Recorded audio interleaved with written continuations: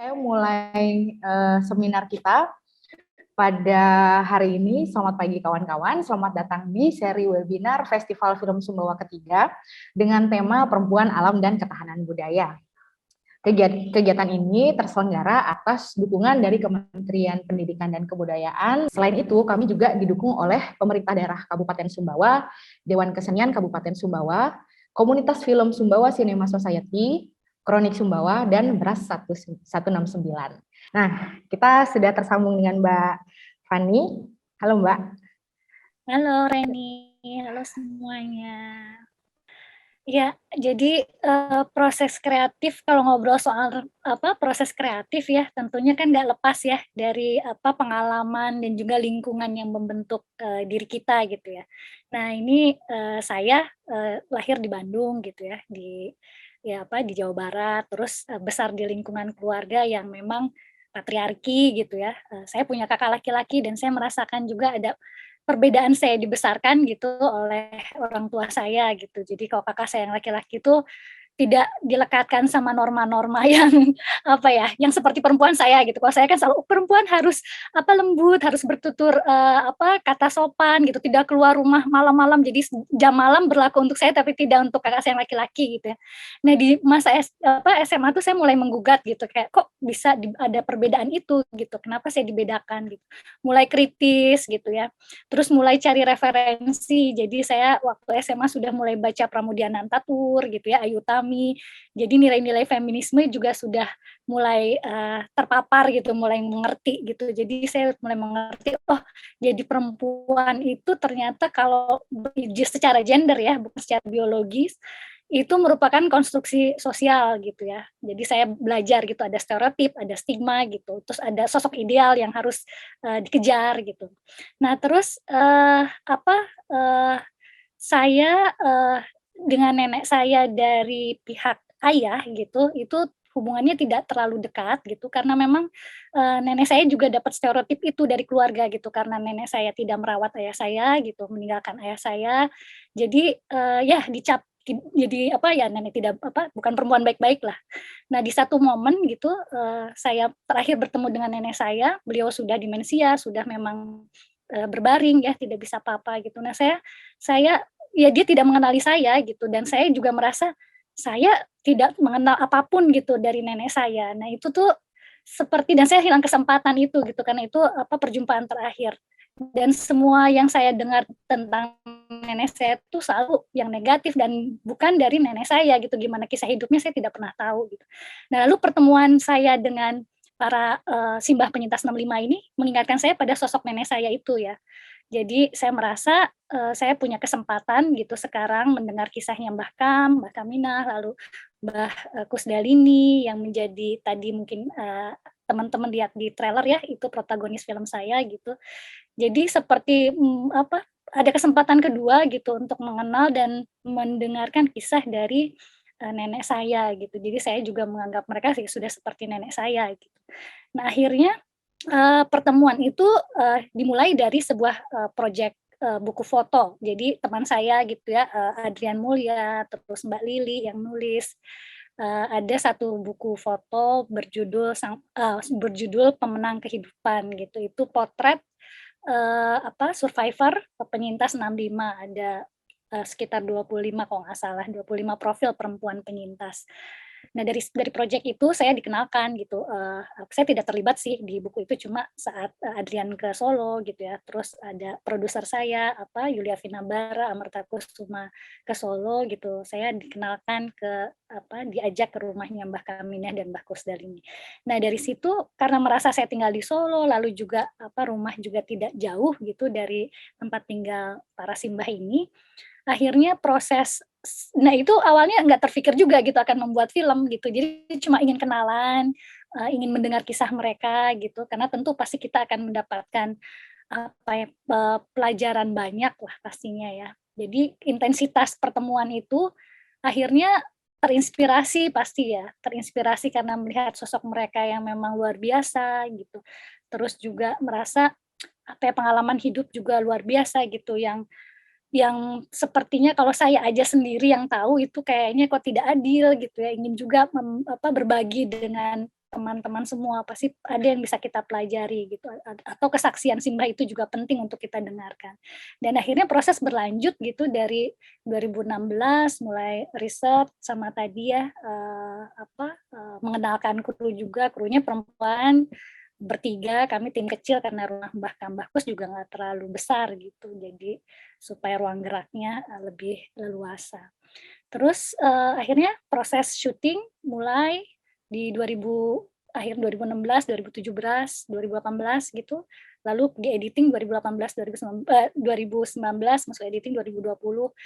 Rilisnya memang agak panjang gitu perjalanannya, tetapi ya memang itu proses yang harus dilalui ya. Kurang lebihnya sih seperti itu, Reni. Wah, terima kasih banyak, Mbak.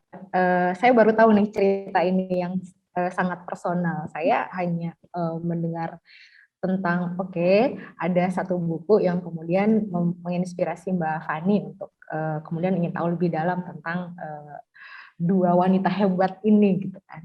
Tapi saya baru dengar banget nih ceritanya bahwa ini juga adalah satu hal yang sangat personal yang di luar dari soal isu, tapi lebih ke tentang sosok nenek gitu. Sehingga tadi saya mau nanya sih gitu. Saya mau nanya gitu. Isu 65, kemudian orang-orang yang dulu terlibat bukan terlibat sih, tapi terdampak oleh mungkin stigma dan juga mungkin pernah dihukum, sehingga hal itu adalah menyebut isu 65 adalah sebuah hal yang traumatis. Adik-adik SMA mungkin kalau kurang familiar dengan isu 65, jadi isu 65 itu adalah masa ketika orang-orang yang dituduh PKI itu anggota Partai Komunis Indonesia itu diburu, ditahan, ada juga yang dibunuh, sehingga orang-orang yang dicap sebagai anggota PKI itu mendapatkan stigma sehingga mereka dikucilkan oleh keluarga, tidak bisa bekerja, kemudian masuk penjara di waktu yang lama, terasingkan baik oleh keluarga maupun oleh masyarakat secara umum gitu, sehingga dua Mbah Kus dan Mbah satu lagi saya lupa namanya, Mbah Kaminah, Mbak Kus dan Mbah Kaminah itu akhirnya mereka dua orang yang asing bertemu di penjara, kemudian akhirnya tinggal bersama-sama karena nggak ada lagi orang yang mau menerima mereka, satu-satunya orang yang menerima ya satu sama lain, sehingga hal ini yang kemudian membuat mereka berdua tinggal bersama dan akhirnya kemudian bertemu dengan Mbak Fani, dan kisahnya bisa kita ketahui lewat film dokumenter ini. Gitu. Nah, hal ini sangat menarik ya bagi saya karena ketika melihat perjalanan karirnya Mbak Fani itu pada awalnya masuk ke film itu memang sudah di dokumenter, tapi sudah tahun 2009, 2013 kemudian terlibat di karya film tentang Gunung Merapi ya, yang Bukit Bernyawa ya Mbak ya. Ya betul. Jadi memang sebenarnya kalau pergaulan dengan teman-teman dokumenter itu udah dari sejak kuliah gitu ya. Karena kebetulan dulu punya kekasih yang editor gitu dokumenter. Terus jadi suami akhirnya ya udah jadi sering ikut prosesnya dia gitu ya. Jadi ikut saat riset gitu, saat syuting. Jadi sebenarnya belajarnya tuh karena bukan dari sekolah film ya, belajarnya secara otodidak gitu ya. Terus ikut beberapa masterclass, kalau misalnya ada festival-festival film pasti akan hadir untuk nonton ya, referensi, lalu ikut-ikut seminar seperti ini. Kadang ada masterclass, kalau di Solo kan deket ke Jogja ya, ada festival film dokumenter, ada masterclass dokumenter. Dulu juga UNI dirintis pertama di sana gitu, ada masterclass dengan John Apple, filmmaker dari Belanda. Jadi saya merasa jadi pengetahuan dan pengalaman saya juga berangkat dari situ gitu, dari nggak cuma kita bisa belajar misalnya tentang film, tidak hanya dari sekolah formal gitu, dari banyak kesempatan seperti seminar seperti ini juga akan menambah wawasan ya dan pengetahuan gitu. Iya, terus itu 2013 ya, saya di Merapi itu pendekatannya agak malah mungkin dibilang eksperimental mungkin ya, karena dokumenternya itu narasinya puisi gitu, puisi dari Sindunata dibawakan pesinden Solo namanya Sruti Respati. Saat itu kami merasa momen Merapi gitu ya, kami melihat pemberitaan, kebetulan kami sedang di sana, lalu melihat pemberitaan di media bahwa bahwa gunung Merapi itu jadi bencana alam, sudut pandang yang menganggap meletusnya erupsinya Gunung Merapi adalah bencana alam gitu dan mengancam manusia gitu. Jadi narasinya begitu di media. Sementara kami yang tinggal di sana melihat warga merasa ya ini Mbah Merapi, manggilnya saja Mbah gitu ya. Mbah Merapi ini watu gitu, watu tuh batuk gitu. Jadi tidak perlu ada yang dikhawatirkan. Jadi saya melihat relasi gitu ya antara manusia dan alam yang sangat memang dekat dan juga jadi tidak posisinya kan kalau media kalau kita menganggap itu bencana alam berarti kan uh, ada jarak antara kita dan jadi kita terancam gitu loh intinya. Tapi sebetulnya alam itu punya sistem memperbaiki dirinya gitu, sama seperti kita kalau kita sakit makanya dibilang waktu gitu, sakit nanti juga mari itu ya sembuh gitu. Nah, cuma memang mitigasinya yang harus diperbaiki. Nah, dengan film pendek yang kami buat dulu sempat diputar di Berlin di Zebra Poetry Film Festival karena ini genrenya dokumenter puisi gitu. Kami juga bingung kayak narasi yang paling tepat adalah puisi gitu, karena puisi punya dimensi yang lebih luas gitu ya, menyentuh nurani kita gitu, sanubari kita gitu. Tentang Tolak Bala itu puisinya Romo Sindu itu memang mengembalikan hubungan kita dengan alam gitu. Jadi manusia dan alam itu harusnya jadi satu kesatuan gitu, bukannya saling menaklukkan yang lain gitu ya, atau kita merasa terancam oleh yang lain. Nah, itu yang pengen disampaikan sih waktu itu di film itu. Menarik banget Mbak, soal itu. Saya jadi pengen ngebahas, tapi ntar aja. Ya, lanjut ke film TUM. Ya, Nah, iya film itu betul.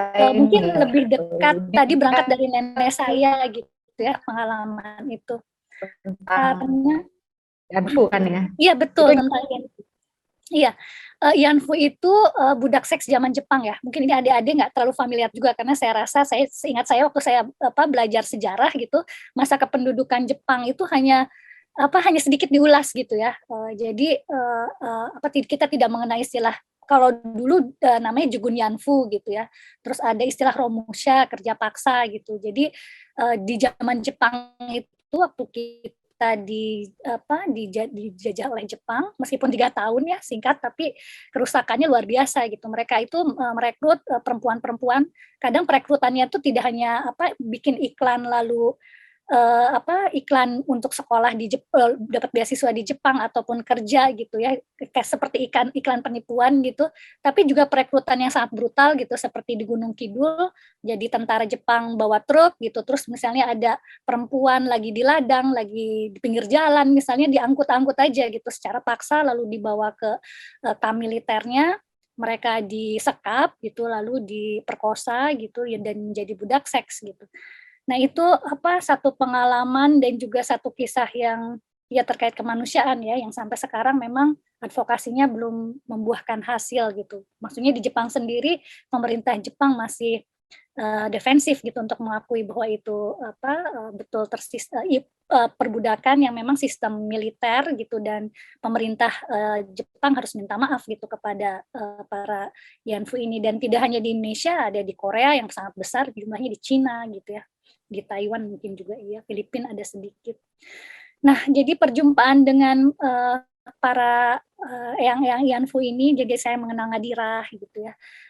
Itu sangat kembali mengingatkan saya pada sosok nenek saya itu gitu ya. Jadi saya ingin mendengar kisah mereka. Nah, Tuminah itu, film Tum itu berangkat dari Tuminah. Tuminah itu Yanfu pertama yang berbicara ke publik gitu. Yanfu dari Indonesia ya. Tahun 96 kalau tidak salah, saya lupa 98 atau 96. Tuminah itu berbicara di media gitu, bahwa dia karena pasti butuh keberanian untuk berbicara, karena selama ini kan isu itu ada, masyarakat tahu tapi ditutup-tutupi gitu ya, sama seperti kasus 65 dianggap tabu gitu untuk dibicarakan. Nah, Tuminah ini dia sangat berani untuk berbicara gitu ke media, ke publik, bahwa dia adalah korban gitu ya, dia adalah Yanfu. Terus saat kami membuat, sebetulnya sebelum dari film ini, film Tum, saya memiliki komunitas kolektif gitu tentang gerakan perempuan gitu ya, namanya Jejer Wadon gitu, bersama aktivis, akademisi di Solo, sastrawan juga seniman gitu. Kami bikin pameran Nona Jawa gitu, waktu itu peringatan Hari Perempuan Internasional. Nah, kami angkat kerjasama dengan Eka Hindra, teman saya, dia peneliti independen IANFU. Kami mengangkat ini foto esai ya, dan ternyata banyak warga Solo terutama gitu, teman-teman anak muda ya yang tidak mengerti Ianfu dan kadang bingung juga membedakan apa Ianfu apa geisha gitu. Nah, dari sana kami pikir wah penting juga gitu untuk setidaknya kita punya pijakan belajar Ianfu dari mana gitu, dan yang mungkin yang paling realistis dan juga di Solo gitu adalah dari Tuminah. Sementara saat tahun itu 2013 Tuminahnya sudah meninggal. Jadi kami telusuri kuburannya Tuminah, lalu saudara-saudaranya, keponakan-keponakannya Tuminah gitu. Karena biasanya para Ianfu itu tidak memiliki anak karena rahimnya rusak ya. Tuminah juga sama, tidak memiliki anak. Tapi dia membesarkan keponakannya. Jadi kami bisa mendapatkan informasi terkait Tuminah itu dari testimoni keponakan-keponakannya.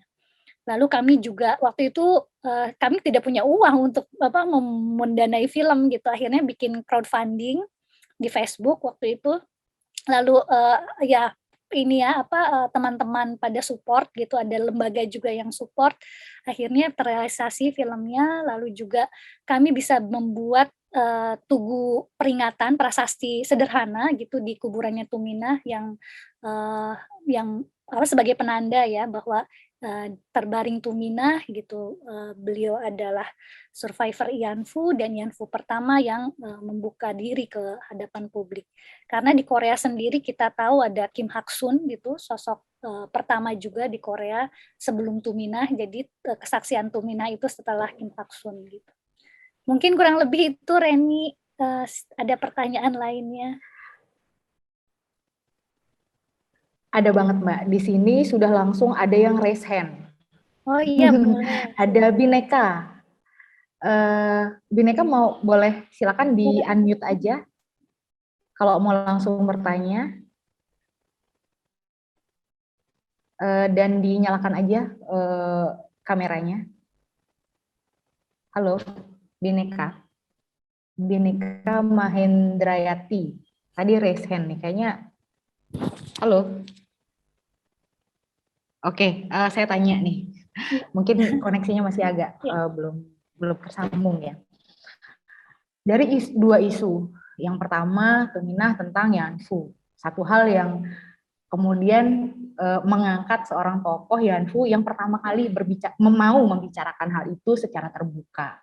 Kemudian ada dua mbah-mbah yang juga berasal dari satu peristiwa yang juga sangat traumatis. Ya. Nah, bagaimana Mbak Fani meyakinkan mereka untuk mau membicarakan itu, mau berbicara di depan kamera, mau membuka kehidupannya untuk dilihat oleh orang banyak? Itu bagaimana pendekatannya, Mbak? Boleh diceritakan? Pastinya ada proses ya, proses umum kalau dalam membuat film dokumenter pastinya kita ada tahapan tadi riset ya. Kita juga selain kita mengumpulkan informasi atau data terkait apapun gitu tentang subjek kita juga membangun relasi ya, kita membangun kepercayaan gitu. Nah, beruntungnya kalau di proses UNI relasinya sudah terbangun sebelum ide film muncul gitu. Jadi mungkin akan berbeda gitu kalau misalnya saya datang sebagai filmmaker gitu ya, terus saya ingin membuat film gitu, tapi jadi relasi yang terbangun tuh filmmaker dan subjek gitu. Tapi kalau misalnya kita sudah berteman gitu, biasanya dari pengalaman saya, subjek saya bikin film dokumenter, narasumbernya saya sudah paham betul gitu, karena sudah kenal, itu lebih mudah gitu, meskipun ada tantangannya juga gitu.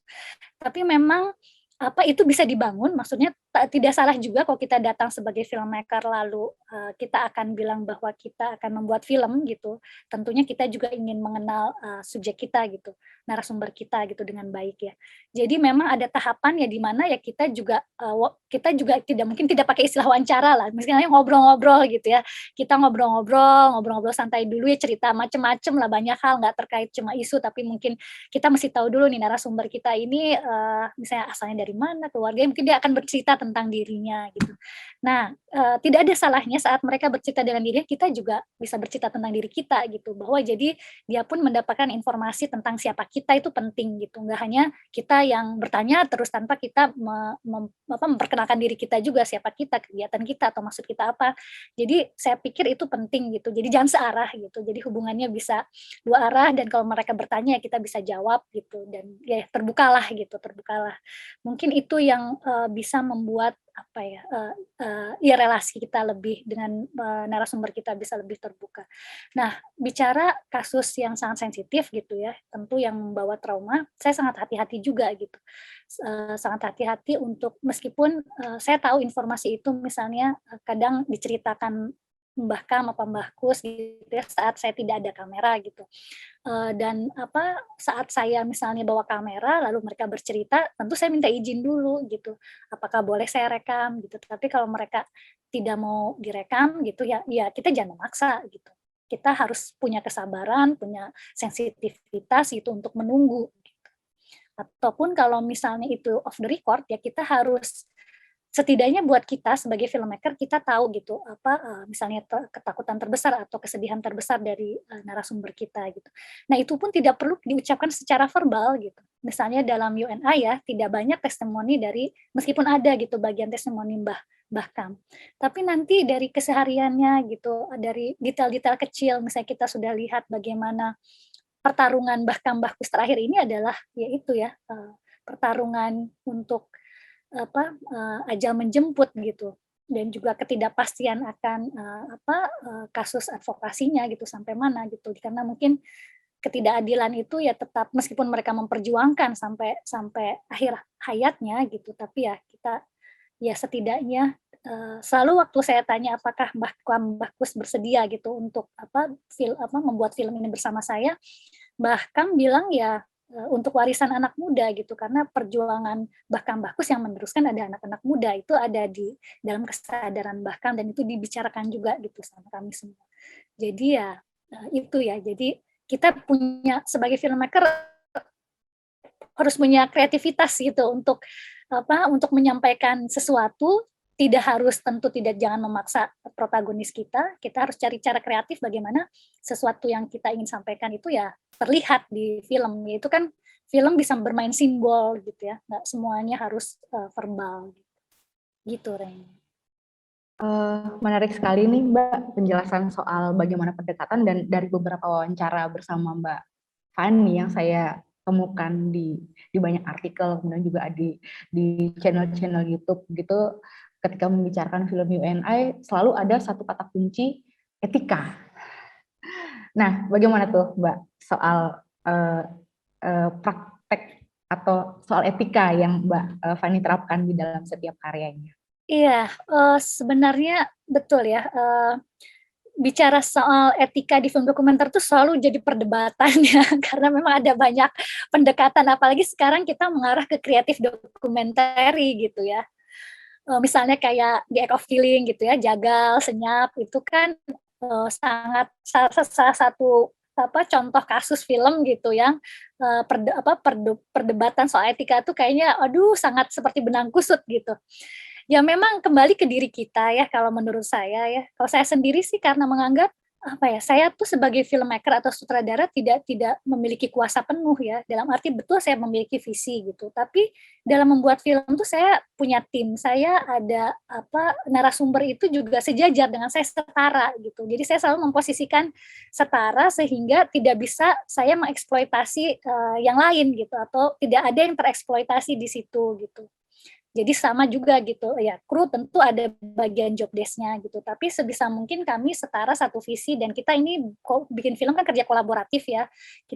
Saya juga mendengar misalnya masukan tim saya atau saya juga mengingatkan tim saya misalnya untuk, stick sama visinya gitu. Terus juga itu tadi ya, jadi saya sangat mendengar ya tadi, kalau tidak nyaman ya jangan dipaksakan gitu. Terus memang ada apa ya, jadi pencapaian di UNA ini ya buat saya mixed feeling gitu ya, ada senang tapi sedih juga gitu, karena saya tidak pernah bisa punya kesempatan untuk memutar filmnya ke Mbah Kam Mbah Kus gitu, karena beliau sudah tidak ada gitu. Jadi kadang saya juga selalu ada benturan gitu ya di kayak ini apakah betul sudah Mbah Kambah Kus yang saya kenal ataukah ini Mbah Kambah Kus versi saya sebagai sutradara. Nah, itu selalu ada pertanyaan itu gitu. Nah, terus saya putarkan ini ke keluarga Mbah Kambah Kus tentu yang mengenal ya keponakan-keponakannya, cucu ponakannya. Saya tanya gitu, bagaimana gitu, apa menurut pendapat mereka. Dan mereka sampaikan bahwa betul gitu, ini Mbah Kambah Kus yang mereka kenal gitu. Nah, itu saya agak sedikit lega gitu. Jadi bahwa oh iya berarti ini bukan ya itu mereka pun menganggap seperti itu gitu. Berarti persoalan etika ini bukan hanya menjadi concern yang besar ketika proses riset maupun proses syuting. Bahkan setelah film itu jadi, etika pun tetap melekat dan harus kita benar-benar kita pertimbangkan matang-matang ya Mbak ya. Betul. Gitu.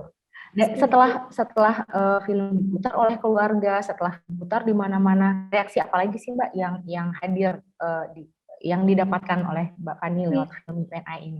Sejauh ini sih positif ya responnya ya. Meskipun saya juga agak deg-degan gitu, wah pasti kalau bicara ini nanti saya harus siap-siap dengan respon negatif gitu ya. Ya beruntungnya dan saya juga ingin film ini memang bisa diakses secara luas ya oleh masyarakat, terutama generasi muda gitu. Kami bisa tidak punya kesempatan memutar di bioskop karena pandemi gitu, akhirnya kami rilis film ini di bioskop online gitu. Terus juga ada pemutaran terbatas di bioskop ya di beberapa kota ya di Palu atau Makassar lupa ya, salah satu dan di Solo juga pernah gitu. Bahkan saya undang dinas pendidikan, dinas kebudayaan, dinas pariwisata gitu ya. Saya undang wali kota gitu, cuma wali kotanya berhalangan. Tapi semua datang dan responnya juga positif gitu karena mereka juga merasa bahwa ya isu ini tuh sebenarnya pengen membicarakan gitu loh, ya secara terbuka gitu. Jadi ada dan masyarakat juga sama saya pikir gitu ya. Tapi ya mungkin karena masih ada ketakutan atau bagaimana ya atau ada oknum-oknum tertentu gitu yang pasti ya takutnya memprovokasi atau gimana gitu. Tapi sepertinya kalau kita memang memang ingin membicarakan ini tidak untuk menjadi sensasional gitu ya dari awalnya tuh memang ingin berbicara terbuka saja gitu, apalagi juga ya kita semoga juga bisa membantu advokasinya sampai mana gitu. Gitu sih. Saya baru mau nanya nih Mbak soal ketika pemutaran gitu kan. Oke. Isu 65 itu kan isu yang sangat sensitif dan ada pihak yang sangat tidak mau membicarakan itu di ranah publik. Ada ormas-ormas yang sering membubarkan acara pemutaran film dan itu menurut saya UNI aman-aman aja dan nggak ada bentrokan, itu rahasianya apa tuh Mbak? Nah ini saya juga sedang berpikir ya, ini apa rahasianya? Sebenarnya mungkin dari pendekatannya filmnya itu sendiri ya. Jadi kan filmnya tidak betul ini tentang penyintas 65, tapi itu kami tempatkan sebagai background gitu dari cerita karena ceritanya sendiri tentang persahabatan mereka dan bagaimana mereka bertahan hidup gitu sampai ajal menjemput itu kan. Jadi tidak katakanlah dengan judulnya aja UNI, yang UNI itu sebenarnya datang dari Mbah Kus Dalini gitu ya kalau lihat foto-foto. Jadi Mbah Kus itu sebelum dia demensia fasih berbahasa Inggris gitu. Jadi lihat foto-foto terus oh iki UNI katanya gitu ya. Saya pikir nggak ada judul yang lebih tepat gitu dari selain itu gitu yang datang. Memang di film kami dihilangkan gitu, tidak ada, cuma itu film cerita UNI itu judul UNI berangkat dari Mbah Kus. Jadi UNI bukan misalnya katakanlah dulu itu ada film judulnya Pulau Buru kalau nggak salah. Nah itu yang ramai juga gitu. Jadi mungkin dari strategi judul juga menentukan ya. Kadang kan orang tidak melihat, belum nonton filmnya nih, tapi sudah berprasangka gitu. UNI mungkin dianggap ya cuma ngelihat nenek-nenek UNI ya. Maksudnya apa yang membahayakan gitu dari sepasang lansia gitu ya. Ada lansia terus ya dengan judulnya yang juga nggak provokatif katakanlah ya. Itu mungkin satu strategi itu.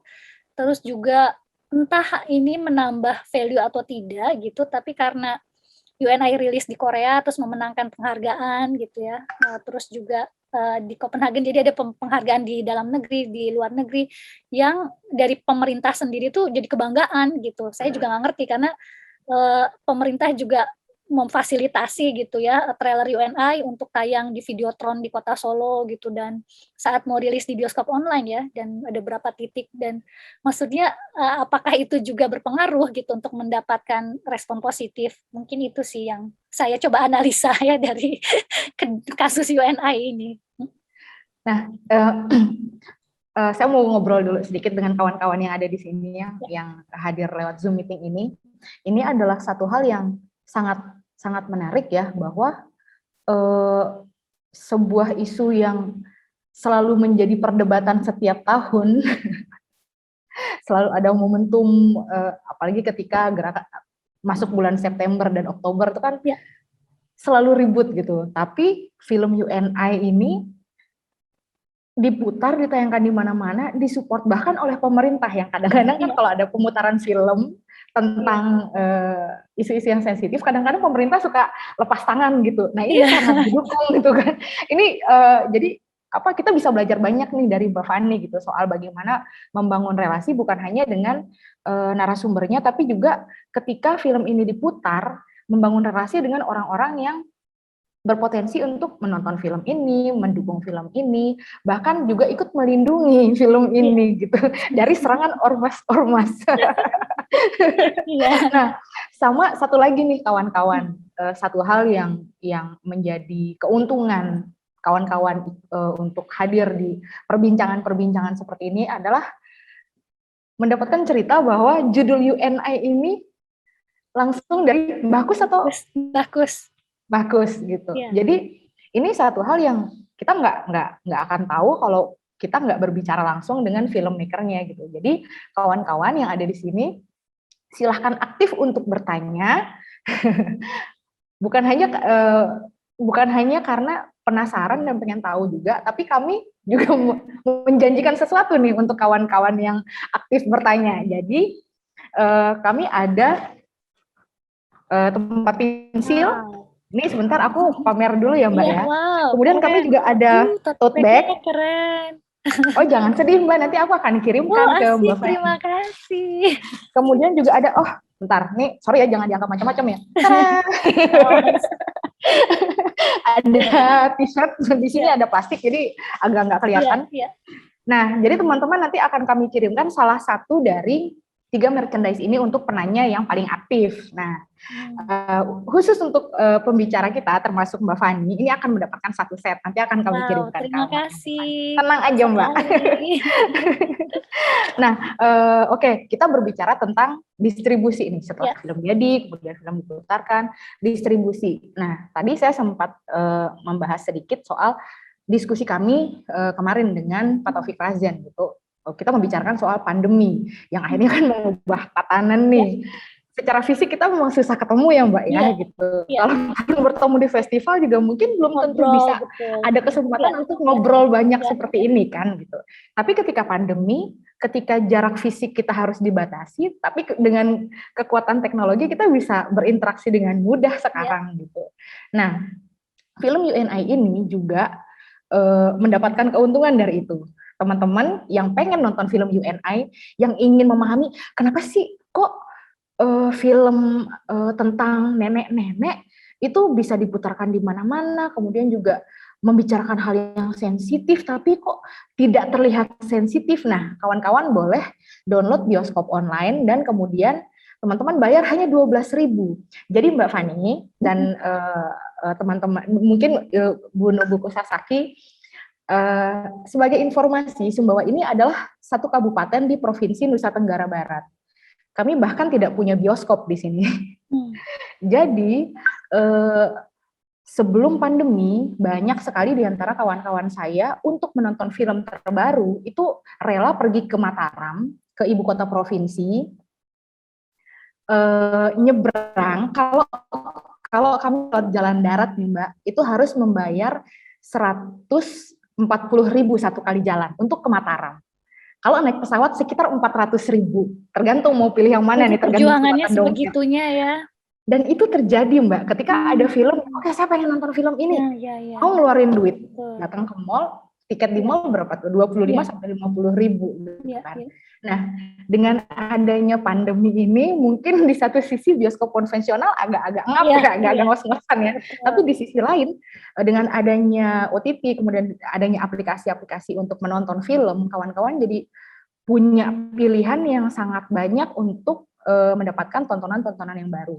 Nah, film UNI, filmnya Mbak Fani ini, kalau teman-teman nonton di bioskop online, di aplikasi, hanya membayar sebesar berapa? Rp12.000 aja. Rata-rata tiketnya di situ 10.000, termasuk pajak, akhirnya totalnya sekitar 12.000-an. Gitu. Dan ini adalah satu hal yang, satu kesempatan besar untuk kita, untuk bisa menonton karya-karya yang di luar zona nyaman kita. Mungkin kawan-kawan suka nonton drakor, mungkin suka nonton sinetron, atau mungkin sering nonton podcast, YouTube, tertarik dengan isu apa gitu. Nah, ini adalah kesempatan kawan-kawan, mumpung sudah mendengarkan cerita dari Mbak Fani mengenai isu-isu yang diangkat. Jadi teman-teman boleh silakan setelah ini yang penasaran silahkan tonton film UNI di bioskop online. Silakan di-download aplikasinya. Nah, gimana Mbak? Oke nggak nih promosi saya nih? Makasih. Iya bisa kalau di handphone pakai aplikasi, kalau di web bisa juga. Oh iya benar. Ada web sama aplikasi. Betul sekali. Nah, kita balik lagi nih ke ke topik tentang film-filmnya Mbak Fani. Nah, ini saya mendengar ceritanya Mbak Fani ini saya hormat, salut nih dengan keberpihakan Mbak Fani yang sangat konten perempuan, terutama yang dalam sejarah memang jarang terdengar gitu Mbak. Nah, hal ini nih pasti nggak mudah ya Mbak gitu. Banyak keputusan-keputusan sulit yang harus diambil gitu. Apa sih tantangan terbesar yang dihadapi selama ini gitu, dan apa yang harus apa yang sudah dilakukan oleh Mbak Fani untuk tetap menjaga semangat untuk memelihara kemanusiaan ini nih Mbak? Iya. Ya pasti ya ada banyak tantangan gitu ya. Tapi saya juga terinspirasi oleh teman-teman, katakanlah filmmaker perempuan yang sudah lebih dulu gitu ya, misalnya Mbak Heni ataupun dengan karya-karyanya yang juga sangat inspiratif. Terus juga Mbak Ucu gitu ya, nanti panel terakhir sama Mbak Ucu Agustin.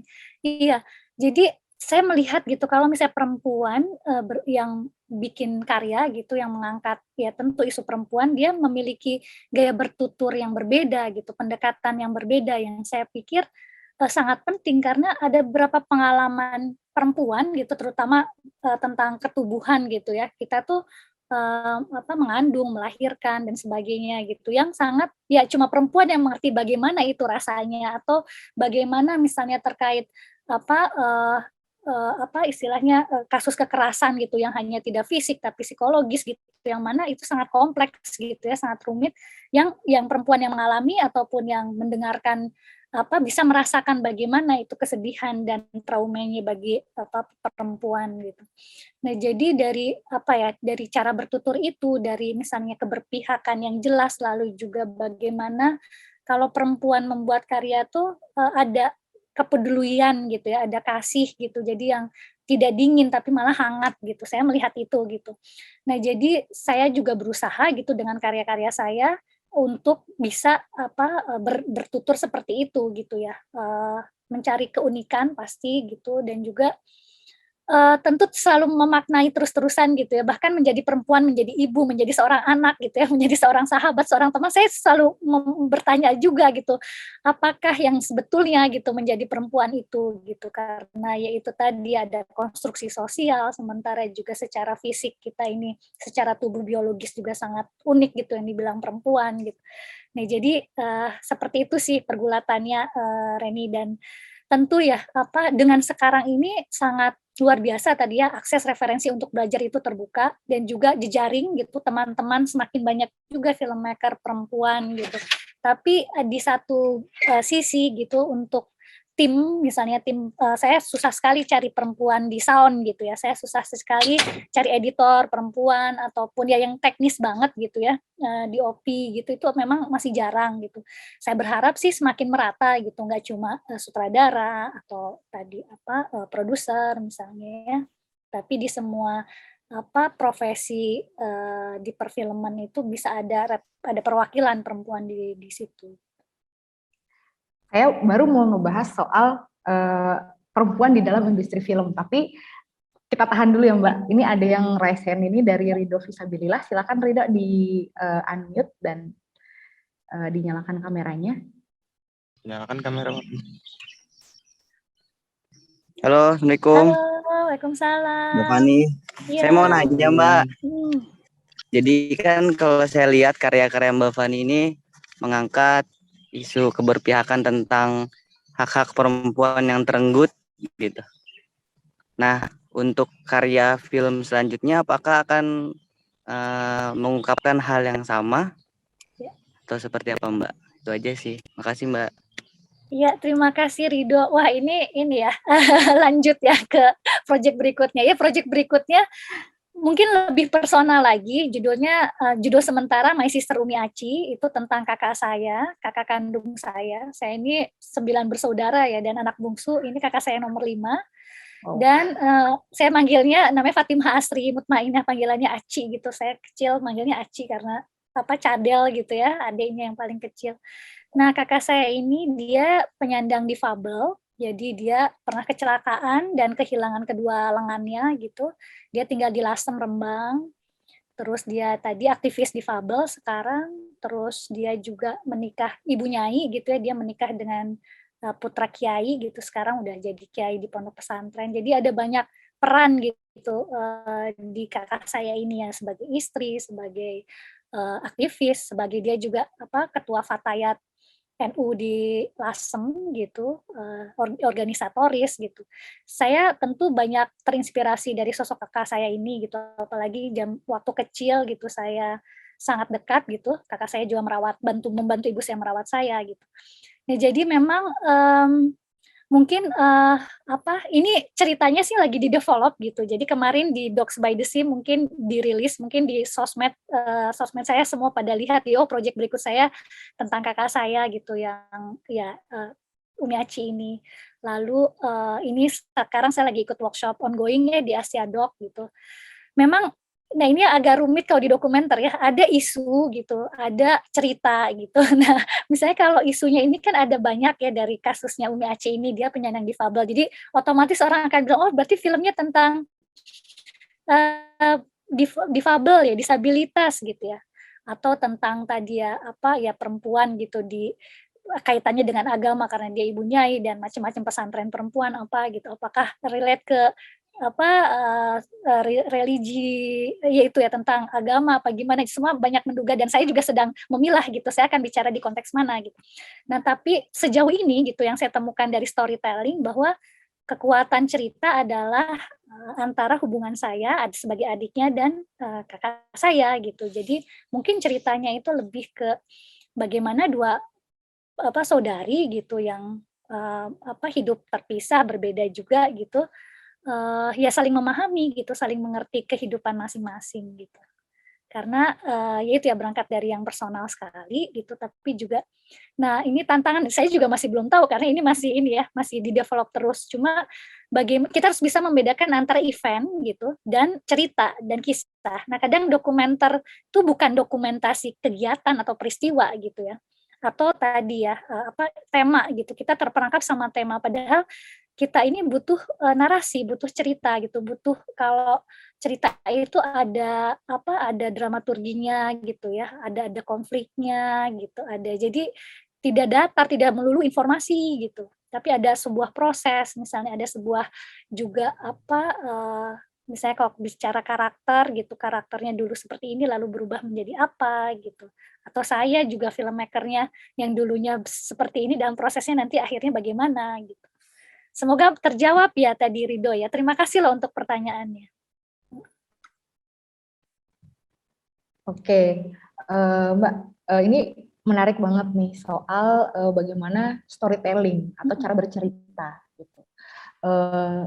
Minggu lalu kami mengadakan workshop kan untuk film pendek, fiksi dan dokumenter. Ya. Banyak sekali pertanyaan dari peserta yang karena ini kan kami masih pemula sekali gitu, first time filmmaker, baru pertama kali nyemplung banget gitu kan. Sama kok saya juga masih baru. Enggak Mbak, kalau Mbak Fani kan nyemplungnya karena cinta.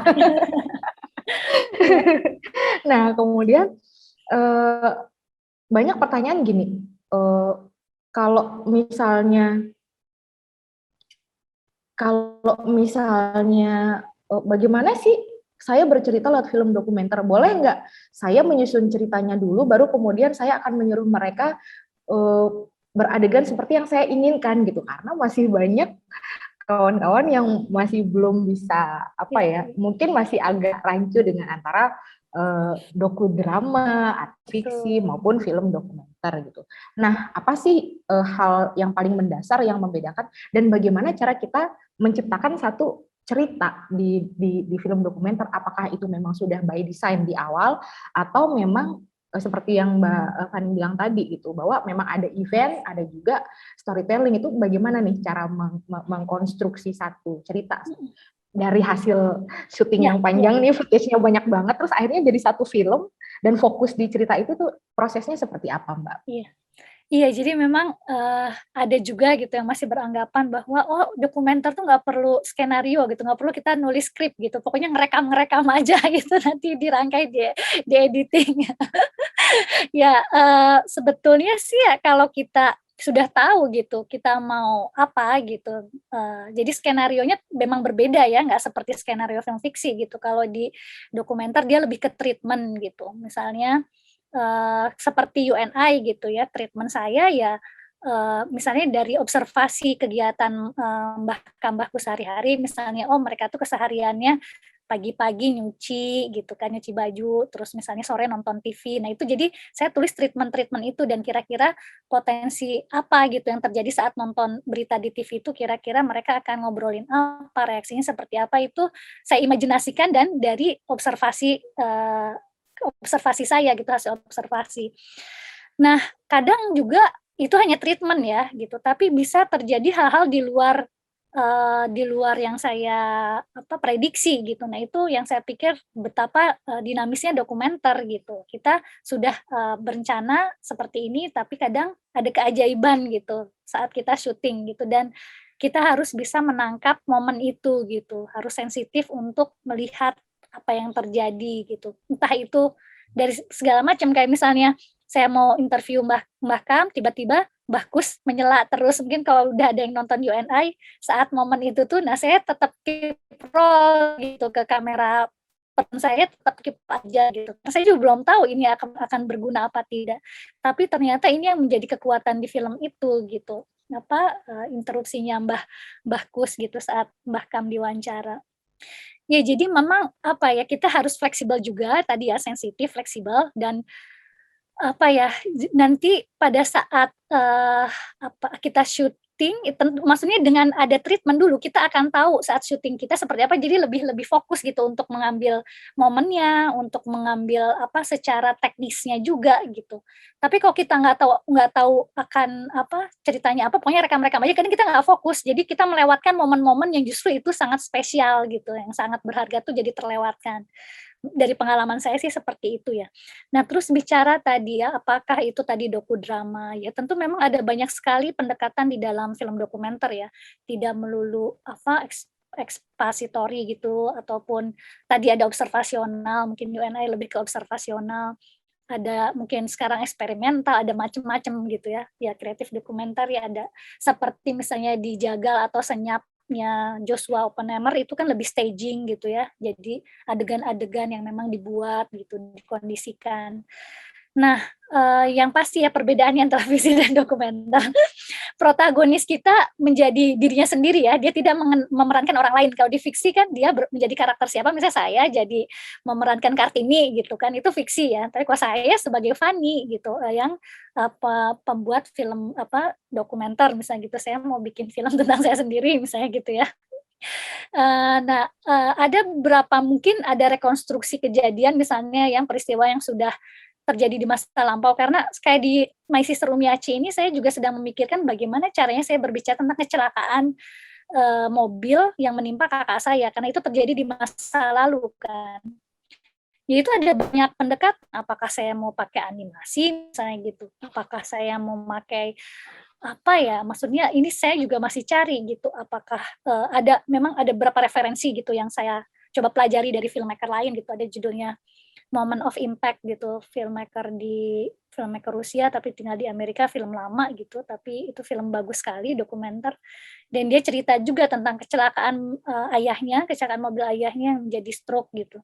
Dan pendekatan dia sangat luar biasa gitu, jadi apa ya, dari potongan-potongan, jadi tentu dia coba menggambarkan kejadian itu dan potongan-potongan gambar yang baru dia bikin, misalnya dia nyetir mobil ataupun di kendaraan, di jalanan yang memang semrawut seperti itu, atau TKP-nya sendiri. Jadi ada banyak pendekatan kreatif gitu untuk bicara terkait itu gitu. Dan atau ya itulah, jadi, salah satunya kalau kita mau rekonstruksi adegan itu ya kita harus tahu dulu gitu apakah, itu perlu dan juga, nanti akan menjadi apa di film kita gitu. Jadi tidak juga jadi utuh gitu ya filmnya, nggak terpisah gitu. Misalnya kalau animasi, ya oke, lebih mudah gitu, terus mungkin secara gambar ya bagus gitu, tapi apakah cocok gitu? Misalnya kalau konsepnya nanti mungkin habis sesi ini Mbak Koni ya, menarik banget tuh Mbak Koni itu, kenapa pendekatannya animasi gitu. Iya, jadi maksudnya gimana, film secara konsep sebagai filmmaker kita tahu dulu nih gitu. Jadi nggak cuma tempelan-tempelan semuanya, tapi bisa utuh gitu dari awal sampai akhirnya, dan bisa mengantarkan cerita kita lebih baik lagi. Mungkin itu, Penny. Semoga Mbak, cukup jelas. saya dari tadi sambil mendengarkan, saya sambil membaca banjir pertanyaan di kolom chat saya. Banyak banget yang nanya, tapi sebelumnya saya mau berterima kasih dulu nih kepada Bu Nobuko Sasaki yang sudah membagikan link informasi tentang My Sister Umiachi. Iya, terima kasih sekali Ibu yang paling rajin. yang sudah meraih pendadaan di Docs by the Sea. Teman-teman boleh silakan diklik, dibaca-baca mengenai informasi tentang proses film ini. Ada pertanyaan dari ini. Destin Umah dari Budaya Kaujon Serang. Waduh, jauh banget. Halo Serang. Silakan dinyalakan audionya. Destian. Halo. Halo Destian. Oh, oke. Ini Halo. di chat aja ya. Atau gini aja deh, saya bacakan aja. Lagi di jalan. Oke. Halo Kak, salam kenal Kak Fani. Saya Destian dari Umat Budaya Kaujon, Serang, Banten. Kebetulan saya juga filmmaker di sini, ingin bertanya kepada Kak Fani. Yang pertama, kenapa terbesit untuk membuat karya film mengenai isu-isu tentang perempuan? Dan apakah ada kesulitan dalam pengembangan ide cerita sampai menjadi sebuah karya film tersebut? Terima kasih. Iya, halo Destian ya. Salam kenal juga. Ya, tadi ya mungkin berangkat dari memang saya ini perempuan gitu ya, terus bagaimana tadi saya punya pengalaman dari kecil gitu ya, benturan-benturan gimana budaya patriarki yang membedakan laki-laki dan perempuan, terus ya soal gimana itu menjadi perempuan gitu, menjadi anak, menjadi ibu, menjadi teman, menjadi sahabat, itu selalu menjadi pergulatan terus gitu ya dalam diri saya mencari juga gitu itu, dan kegelisahan itu ya saya tuangkan dalam karya-karya saya gitu. Terus, pengembangan ide cerita sampai sebuah karya film. Iya tentu itu, ada tantangan dan ada proses yang harus dilalui. Saya punya beberapa ide film gitu lagi untuk, yang saya kerjakan, tentu masih seputar tema perempuan yang tadi saya ceritakan tentang kakak saya gitu, My Sister Umiachi. Tapi ada juga gitu saya tertarik dengan pekerja perempuan. Jadi rumah saya ini kos-kosan gitu dekat ada banyak kos-kosan di dekat rumah saya dan mereka pekerja perempuan yang kerja di supermarket, yang kerja di hotel gitu. Saya melihat bagaimana mereka kerja kerasnya gitu dari mesti meninggalkan anak, terus ya mereka datangnya dari Boyolali, dari mana-mana gitu, luar Solo gitu ya. Tinggal di situ kerjanya dari pagi sampai malam. Saya juga ngelihat bagaimana pergulatan buruh perempuan misalnya gitu dan punya ketertarikan untuk ingin juga mengangkat itu gitu. Cuma memang lagi-lagi kan butuh pengendapan ide itu, terus juga butuh butuh research yang dalam, terus juga kemampuan saya misalnya apakah saya cukup mampu gitu untuk membuatnya sekarang gitu menjadi salah satu pertimbangan. Nah, yang saya pikir yang paling realistis gitu adalah ya kalau kakak saya secara akses, secara itu saya sudah dapat gitu. Mungkin lebih mudah gitu buat saya gitu secara sebagai filmmaker ya. Tapi juga ada urgensi lain misalnya kayak kakak saya ini sedang dalam proses karir politiknya lah gitu. Ini sedang dalam seleksi Komisi Nasional Disabilitas gitu. Jadi ada satu momen penting yang mungkin saya harus dokumentasikan juga, nggak bisa nunggu gitu. Nah jadi saya pikir mendahulukan yang ini dulu aja gitu misalnya. Terus ya dalam prosesnya sangat membantu untuk ikut workshop sih. Saya sarankan apalagi siapapun ya meskipun misalnya dari belajar sekolah film ataupun seperti saya apalagi gitu kebutuhan untuk mengetahui misalnya katakanlah semua teori itu ataupun dia punya referensi gitu, itu sangat-sangat membantu karena nggak cuma dari mentornya gitu kalau di workshop karena kami ini kan ada berapa Asiadok itu 12 peserta. Kami juga boleh memberikan masukan kepada proyek-proyek teman-teman partisipan yang lain dan itu sangat membantu sekali gitu masukan-masukan dari teman-teman filmmaker juga gitu. Mungkin itu ya sedikit banyak yang bisa aku share sih. Nah, berbicara soal workshop, Festival Film Sumbawa juga ada satu workshop juga, film pendek fiksi dan dokumenter. Dan kami sudah ada 3 judul, 1 fiksi dan 2 dokumenter yang akan di-develop. Dan nanti akan diputarkan bersama-sama dengan filmnya Mbak Fani juga nih. Jadi kami akan ada... Sip. Iya. Dan akan ada... bisa nonton online nggak? Biar aku bisa nonton juga. Mungkin nanti kami akan kasih preview, jadi biar ada masukan. Oke. Wasip mantap. Semoga Mbak Fani ada waktu untuk melihat karya kawan-kawan di sini. Pasti di kesempatan. Asik, senang banget nih. Nah, ini saya sampai bingung nih mau ngasih kesempatan ke yang mana dulu nih yang mau bertanya nih. Sebentar, saya baca lagi. Ada Labibah dari Universitas Udayana. Silakan mau bertanya langsung atau saya bacakan aja di kolom chat. Halo Labibah. Biar lebih akrab dengan Mbak Fani. Yuk, langsung ngobrol aja. Langsung ngobrol. Nggak usah nyalain video deh, chat aja gitu, siapa tahu sambil rebahan kali ya Mbak ya. Iya, santai aja, kayaknya rebahan juga. Belum direspon, ya udah kalau gitu saya bacakan. Selamat siang, mohon maaf izin bertanya untuk Mbak Fani. Bagaimanakah langkah awal untuk belajar membuat film dokumenter? Apa yang harus diperhatikan bagi orang yang ingin mulai belajar membuat film dokumenter? Dan apa tantangan yang dihadapi ketika pembuatan film dokumenter? Iya, ini lengkap banget ya, dari awal sampai akhir. Aduh, iya. Awalnya sih, kalau saya sih awalnya ya langsung ya, maksudnya langsung terlibat gitu. Misalnya karena saya bukan dari sekolah film ya, saya ikut-ikutan aja gitu, dari ikut-ikutan syuting gitu. Misalnya kalau punya teman-teman yang memang udah duluan jadi filmmaker gitu, kita ikut aja gitu. Oh gimana sih syuting film dokumenter tuh gitu kan? Oh gimana sih bagian dari riset itu gitu. Jadi mungkin dari ikut-ikutan itu kita pasti ada ketertarikan, terus kita juga melihat kan, belajar dengan mengenali gitu ya, melihat gitu. Nah terus kita bisa tuh, apalagi kalau misalnya emang udah niat belajar film, misalnya dia udah bisa pegang kamera, terus misalnya terus dari SMK gitu, itu kan teknisnya udah bisa tuh gitu. Kalau ingin bikin film, bisa mulai dari hal yang dekat dulu aja gitu. Misalnya pasti ada banyak kejadian, banyak peristiwa di sekitar lingkungan rumah kita atau bahkan di rumah kita sendiri misalnya.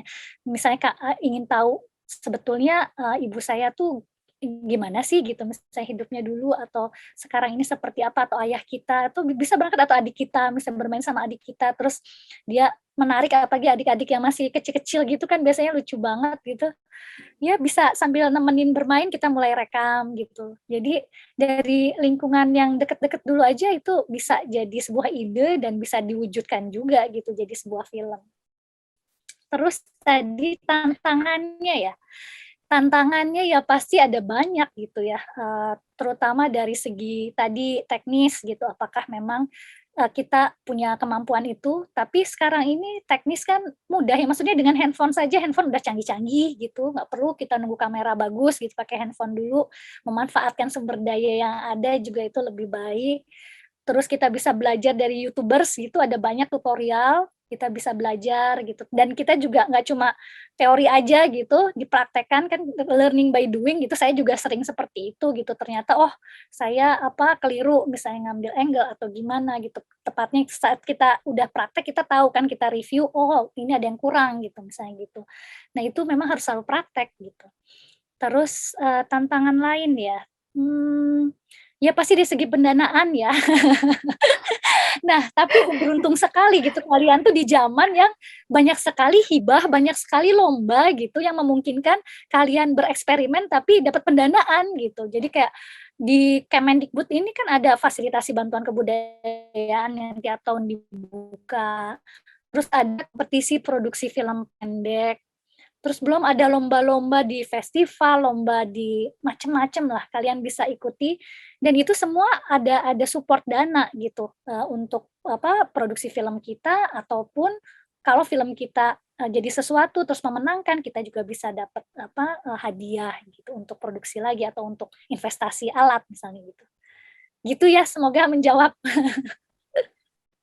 Menarik banget ya, Mbak, soal informasi tentang teori-teori hal-hal teknis yang bisa kita gali di YouTube gitu, karena banyak sekali tutorial kan gitu. Tapi dari perbincangan kita saya menarik banyak sekali, saya mendengarkan banyak sekali penjelasan dan cerita-cerita dari Mbak Fani, dan saya ada satu yang menarik bahwa seorang filmmaker itu harus punya sensitivitas, dan mungkin saya rasa kawan-kawan yang filmmaker pemula itu dengan mencoba untuk tutorial untuk mendapatkan skill teknis gitu, tapi nggak ada tutorial untuk mengasah sensitivitas selain dengan mencoba ya Mbak ya, dan selalu mencoba gitu. Dan juga selalu bertanya pada diri kita gitu, bertanya.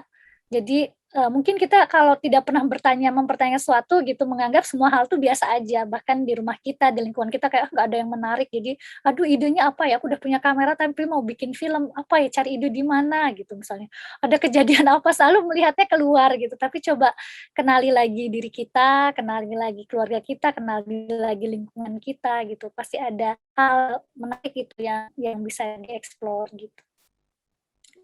Kita masuk ke pertanyaan ketiga, dan ada yang resen juga. Jadi saya bacakan dulu pertanyaan kedua, kemudian dijawab, dan selanjutnya nanti ada Urwah A yang akan bertanya gitu. Saya bacakan dulu pertanyaan dari Tiara Astia Putri dari UNUD. Saya ada pertanyaan untuk Mbak Fani. Jika dalam proses pembuatan film dokumenter, narasumber utama mengalami hal buruk, apa-apanya meninggal gitu Mbak. Nah, sementara informasi yang didapatkan itu belum lengkap gitu. Apakah pembuatan film tetap dilanjutkan atau membuat cerita baru? Karena mungkin cerita dilanjutkan bisa tidak cocok dengan kehidupan asli dari narasumber. Terima kasih. Ya, sebenarnya itu terjadi di UNA ya, gitu. Mungkin balik lagi ke kita gitu ya, sebagai filmmaker. Memang kita harus siap dengan dengan kondisi terburuk gitu, dan juga kita harus juga siap dengan kalau cerita kita itu berubah pada dalam prosesnya gitu, karena itu sangat terjadi gitu, sangat mungkin terjadi. Perjalanan UNI sendiri gitu, waktu saya tulis cerita dan treatment di awal tuh bukan tentang relasi gitu, tapi tentang memori gitu, tentang ingatan gitu, tentang demensia, ingatan bangsa kita juga yang mudah lupa misalnya gitu, saya kaitkan dengan itu, yang memang mungkin kental dengan muatan politisnya. Tapi setelah saya melihat footage gitu, yang menjadi kekuatan itu justru relasi antara Mbah Kam dan Mbah Kus gitu. Dan juga saya pikir dengan dimensi bicara relasi tadi ya, kita bisa meraih lagi lebih banyak penonton gitu, dan lebih universal gitu. Nah, jadi itu ya, dokumenter tuh kita juga harus siap saat kita melihat footage. Jadi kita punya konsep nih di awal, lalu ini ada footage-nya. Tapi footage-nya itu, nah ini kepekaan yang kita butuh juga saat melihat footage gitu, bahwa loh kok footage-nya beda ya, footage-nya nggak ngomong yang konsep kita di awal ya.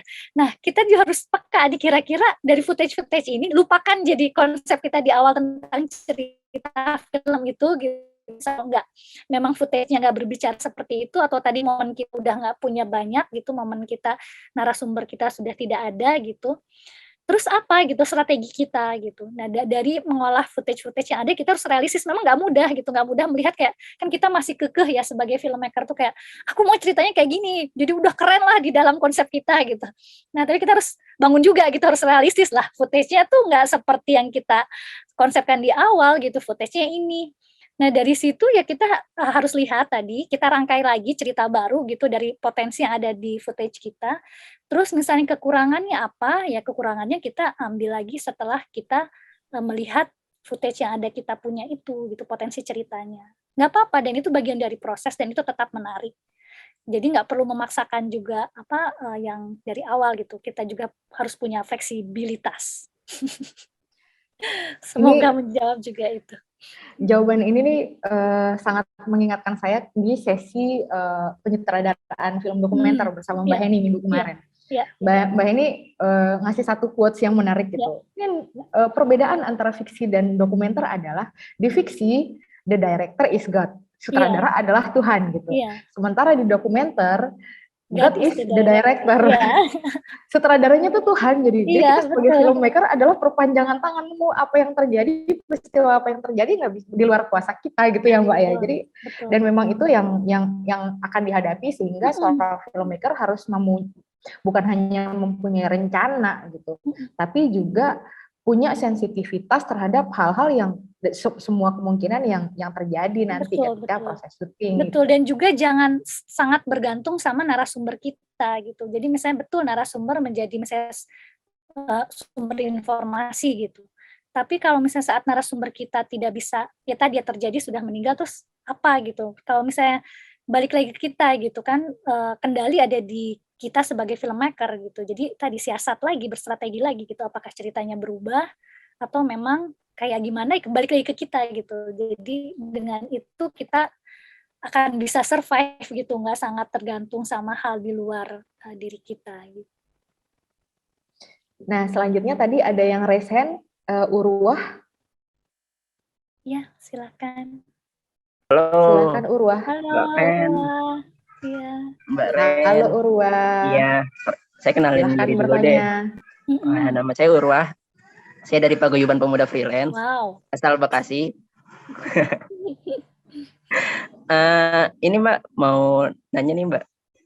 Selama Mbak bikin film, apalagi UNI ya, itu sempat ada di titik jenuh nggak sih kayak ya Allah capek banget ini gitu kan, duit habis, gue belum makan ya kayak gitu-gitu.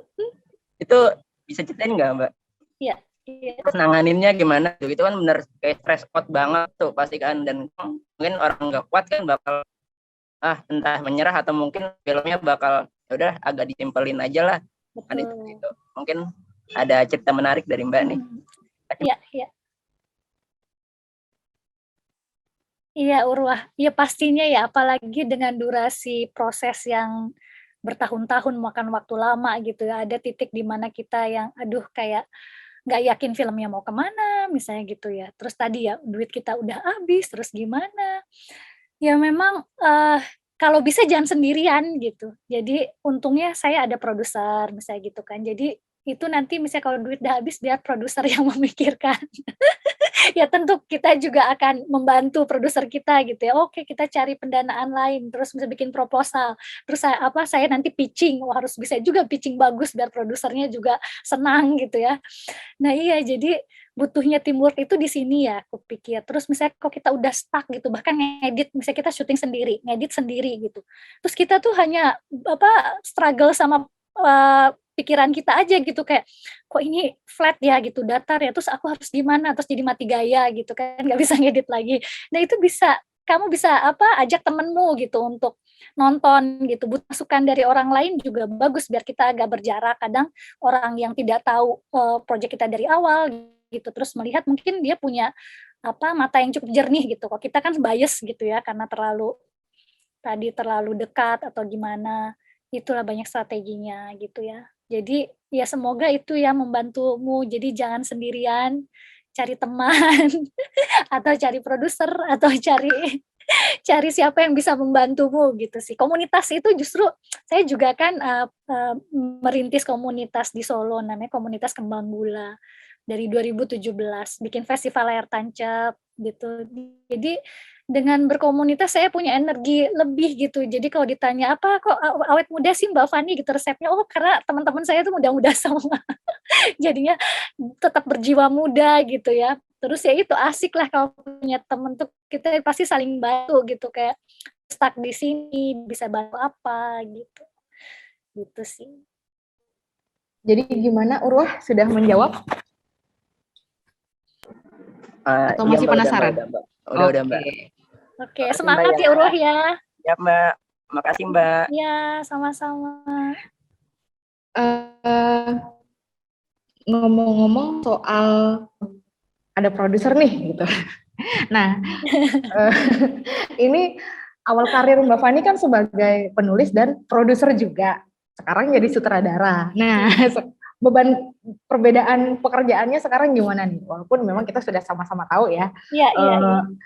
Produser tugasnya ini dan sutradara tugasnya ini. Tapi Mbak Fani sendiri yang sudah mengalami kedua-duanya itu bagaimana struggle di kedua-duanya dan pengalamannya gimana? Boleh berbagi, Mbak?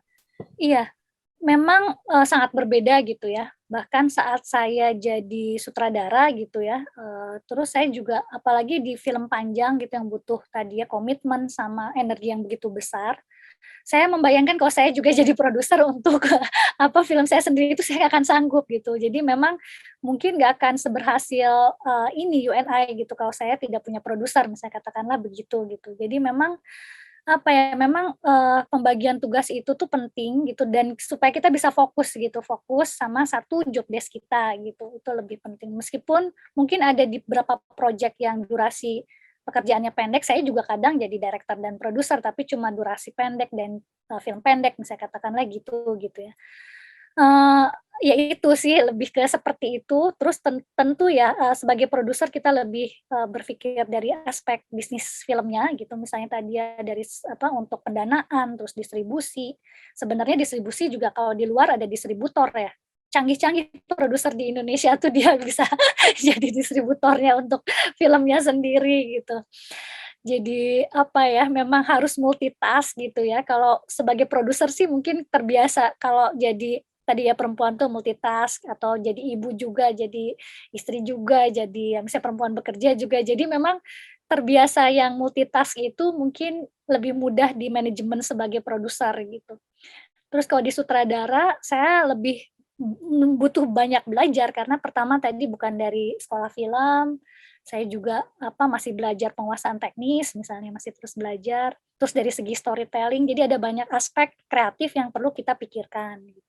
Dan sebisa mungkin ya fokus dan lebih ringan kan kalau pikirannya cuma itu gitu, nggak mikirin hal-hal lainnya gitu. Ya mungkin itu ya. Ini menarik banget Mbak gitu. Karena kan kawan-kawan ini apalagi yang masih baru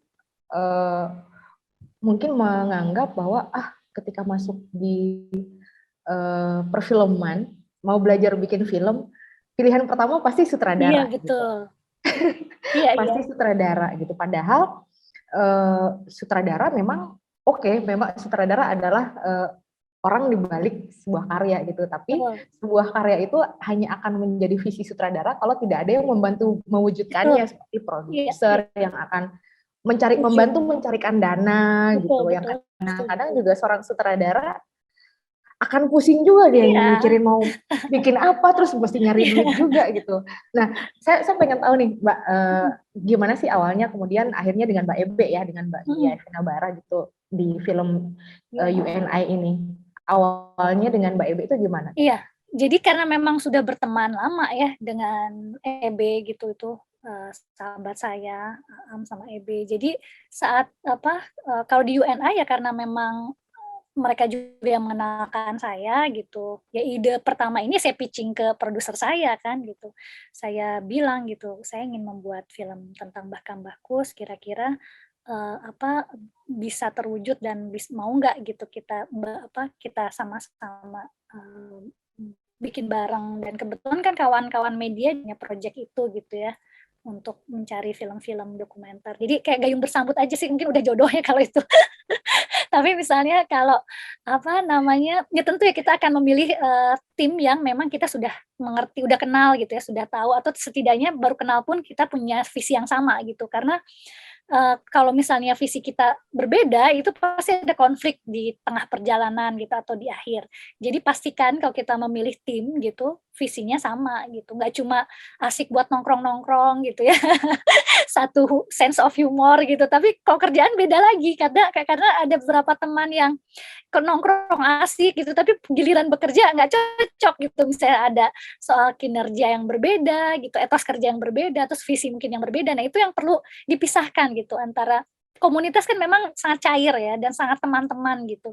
Kadang juga apa iklim untuk, misalnya kerja profesional itu belum terbentuk gitu. Misalnya kayak ada yang bangunnya siang gitu, sementara kita harus syuting pagi gitu, terus dia telat datang, terus nah kayak gitu-gitu itu biasanya drama-drama yang terjadi dalam produksi ya.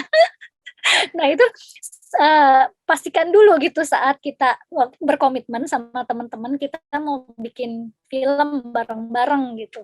Terus semua memutuskan gitu, saya sutradara, kamu produser, terus misalnya kamera person, sound gitu. Ya pastikan komitmen kita tuh sudah sama semuanya. Terus pastikan aja ke yang detail-detail gitu bahwa apa tidak boleh telat terlambat misalnya gitu. Karena apa? Karena misalnya ya nanti mengganggu produksi, kita udah janjian sama narasumber, kalau narasumbernya butuh apa waktu lain nggak bisa nunggu kita gitu, atau terkait sewa pinjam alat misalnya, kita kan juga harus mengembalikan alat secepatnya. Itu jadi hal-hal teknisnya dibahas aja, menurutku sih sebaiknya dibahas sedetail-detailnya dan difahami gitu apa workflow-nya seperti apa. Jadi tidak ada konflik-konflik, ya menghindari konflik seperti itu. Wah, mantap Mbak. Jadi pada intinya adalah filmmaking ini adalah satu kerja kolektif, Iya, satu pekerjaan bersama-sama. iya, teamwork ya. Tapi pekerjaan bersama-sama, teamwork, bekerja tim itu tidak akan berhasil tanpa ada komitmen. Nah, ini kawan-kawan filmmaker pemula, adik-adik SMA yang baru mengenal film. Jadi silakan diingat-ingat nih gitu dari apa saran dan Iya. cerita-cerita Oh iya, serta mau pengalaman dari menambahkan, Mbak Fani. betul, apa selain Boleh Mbak? sutradara, maksudnya profesi bekerja sebagai produser atau tadi kamera person, DOP, editor, semua itu sangat menjanjikan dan sangat potensial sekali kalau kita memang mau menekuni itu sebagai profesi kita ke depan. Jadi betul, tidak hanya sutradara gitu. Nah, Itu aja sih. membahas itu Mbak. Tadi saya sempat bilang gitu. Kayaknya kita ngobrolin soal perempuan di dalam industri perfilman Indonesia. Itu kan tadi sempat kita belum kita bahas, saya masih nyari celahnya untuk masuk. Nah, mumpung kita sedang ada di topik itu, saya membaca mungkin hasil FGD yang diselenggarakan Bekraf kayaknya tahun 2020. Mereka ngajak ngobrol filmmaker dan kemudian berbicara mengenai ekosistem perfilman Indonesia. Nah, saya melihat bahwa filmmaker perempuan itu jumlahnya itu tidak banyak. Kru laki-laki, filmmaker laki-laki itu sangat banyak. Akan tetapi ada satu data yang menyebutkan bahwa turnover atau mungkin ini apa ya bahasa Indonesianya ya, situasinya begini, seseorang yang membuat film pertama kali itu belum tentu menjadi seterusnya akan berkarir di perfilman gitu, akan kemudian seterusnya akan bekerja di situ. Banyak yang terhenti di film pertama, film kedua, film ketiga, film keenam udah turun, jadi grafiknya sangat menurun. Nah, hal ini terjadi di filmmaker laki-laki. Akan tetapi datanya di filmmaker perempuan itu menarik. Kecenderungannya adalah memang menurun, tetapi ada juga yang kemudian meningkat. Di ujungnya kemudian naik. Saya sepertinya bisa nge-share di sini. Ya, semoga data yang saya bagikan ini bisa bisa diandalkan karena sepertinya ini dari pemerintah ya, dari Bekraf ketika Bekraf masih berdiri sendiri. Sambil saya upload dan mungkin Itu yang pertama. Kemudian yang kedua, jumlah filmmaker perempuan juga tidak terlalu banyak, tapi mereka memegang pos-pos yang sangat penting. Banyak produser-produser perempuan yang memang film-filmnya itu adalah film-film besar yang ditonton oleh banyak orang dan didistribusikan di mana-mana gitu. Jadi secara kuantitas mungkin filmmaker perempuan tidak banyak nih kawan-kawan dan adik-adik yang ada di sini gitu. Akan tetapi secara kualitas filmmaker perempuan itu memang sangat punya peran yang besar sekali gitu. Terutama filmmaker perempuan itu punya satu karakternya itu mereka sangat tangguh gitu. Saya ngeliat itu kemarin juga saya juga menanyakan hal yang sama kepada pembicara workshop kita gitu. Mbak Alin, kemudian ada Mbak Vera, ada Mbak Heni, kemudian juga ada Ridla gitu. Jadi ada banyak sekali dan saya tanya gitu, apa sih yang kemudian membuat mereka semuanya bertahan gitu, dan mereka tuh selalu menjawab bahwa ya emang kita tekun aja, tangguh aja gitu. Udah gitu. Ya walaupun semuanya didominasi laki-laki, tapi ya udah kita tinggal jalanin aja. Dan ternyata memang ketika saya ngobrol dengan Mbak Fani, saya mendapatkan statement bahwa filmmaker perempuan itu punya cara yang berbeda dengan filmmaker laki-laki, punya pendekatan yang mungkin karena karena perempuan punya jiwa nurture ya Mbak ya, mungkin jadi lebih punya banyak sekali jalan untuk bisa masuk kemudian bertahan di industri perfilman. Nah, di data yang saya temukan ini juga kita punya banyak sekali layar bioskop, akan tetapi untuk film dokumenter banyak yang diputarkan di bioskop. Nah, pengen tahu sih Mbak, kita memutar kembali nih sebelum pandemi ini terjadi. Itu bagaimana sih cara filmmaker dokumenter untuk mendistribusikan filmnya, gitu, selain di bioskop konvensional, Mbak? Iya, pastinya sih jalur festival ya, kalau untuk di dokumenter tuh lebih menjanjikan, katakanlah seperti itu ya. Kalau misalnya di festival ya mungkin, ya memang segmented banget ya, target penontonnya gitu, jadi belum bisa meraih lebih banyak, segmen.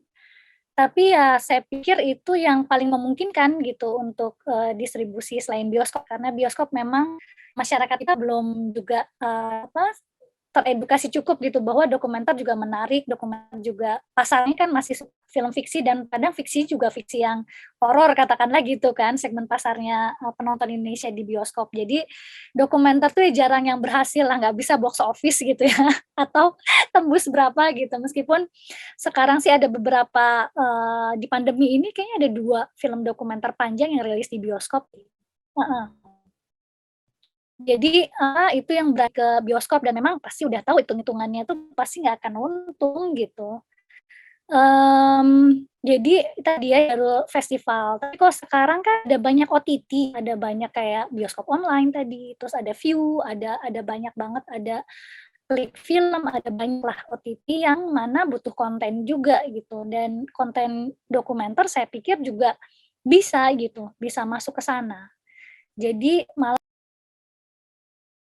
Iya, Mbak. Tadi sempat koneksinya sempat terputus tapi aman. Oke, aku bisa mendengarkan semuanya. Dan jalur distribusi bioskop konvensional maupun lewat OTT sekarang itu memang punya plus minusnya sendiri, dan balik lagi ke data yang tadi ada saya tambahan juga lagi sorry Reni. gitu. Untuk dokumenter sebetulnya tuh ada di TV-TV channel luar gitu, kayak misalnya di Jepang tuh NHK gitu ya. Itu juga kayak Mbak Ucu mungkin bisa cerita, Al Jazeera kalau Mbak Ucu ya, yang Sejauh Ku Melangkah tuh ada versi pendek untuk TV. Terus juga NHK juga ada beberapa teman kayak Mas Tony Trimarsanto gitu ya, itu yang filmnya tuh selain jadi film buat di festival, tapi ada versi TV-nya gitu.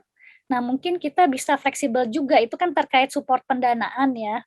Jadi bikin beberapa versi gitu, misalnya kalau ada permintaan dari TV luar, di versi TV ya nggak apa-apa gitu, asal kita masih bisa bikin durasi panjang untuk di karya festival, itu juga strategi-strategi. Terus juga beberapa universitas luar gitu itu membeli film dokumenter untuk koleksinya. UNI juga diberi beberapa kampus di luar gitu.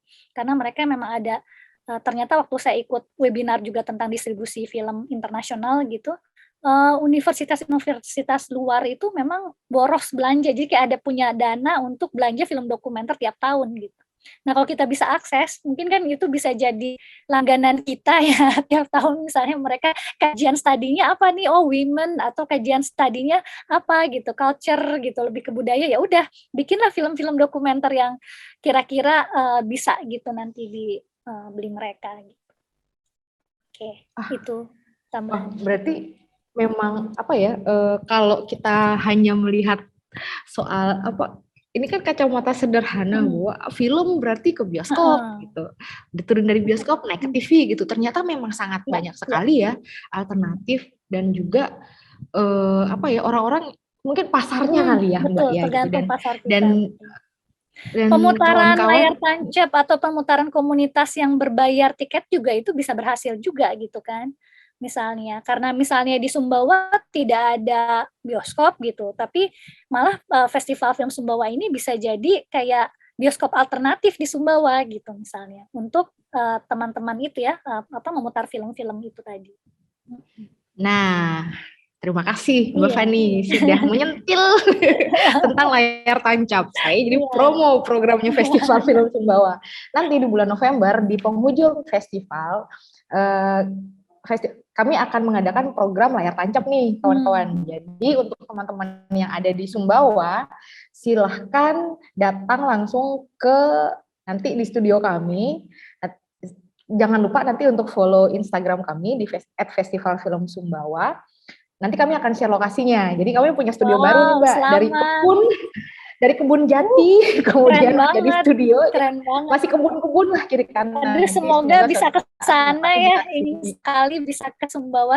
Boleh banget Mbak.